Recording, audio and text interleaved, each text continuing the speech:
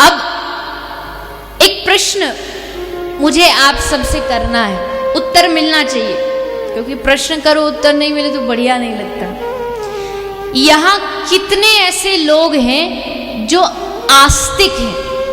आस्तिक समझते हैं ना, जो भगवान को मानते हैं। कितने लोग? सभी हैं। सभी हैं तभी तो यहां आए हो, नहीं तो आते ही क्यों? अपने घरों में बैठे होते। आप सब भगवान को मानते हो, ठीक है, पक्का आपने मान लिया भगवान को। लेकिन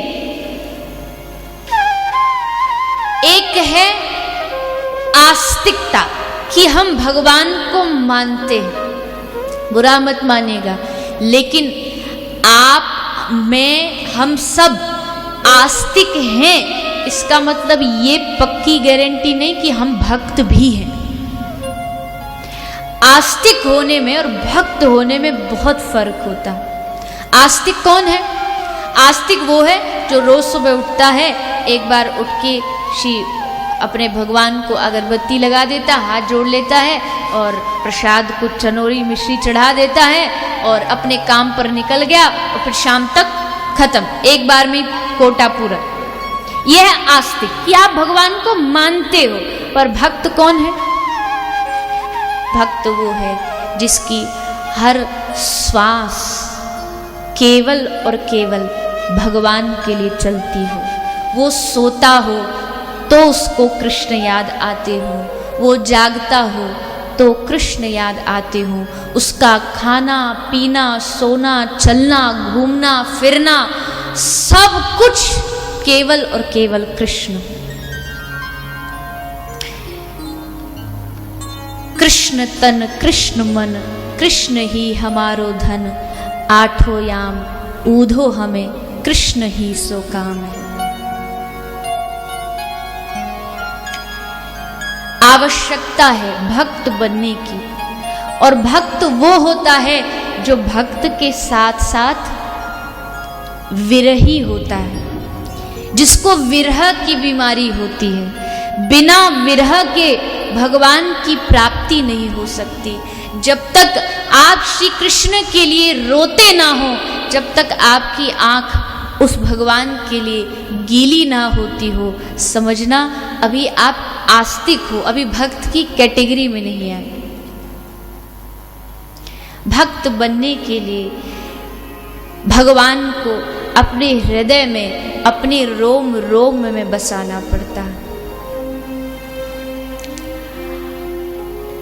अमर सारा अंगे दाऊ ने लिखे, कृष्ण कृष्ण नाम, कृष्ण कृष्ण नाम। मेरे हर अंग पर श्री कृष्ण का नाम हो, मेरी हर श्वास पर कृष्ण का नाम हो। ये भाव जब आ जाता है तब आस्तिकता भक्ति की ओर अग्रसर होती है।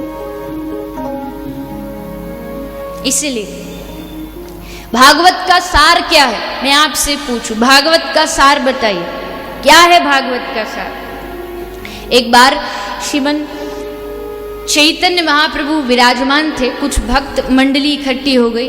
भक्त मंडली ने आके महाप्रभु जी से कहा, महाप्रभु जी कुछ सुनाइए, कुछ प्रवचन दीजिए, कुछ ज्ञान दीजिए, कुछ बताइए। तो श्रीमन महाप्रभु जी ने कहा, श्री कृष्ण।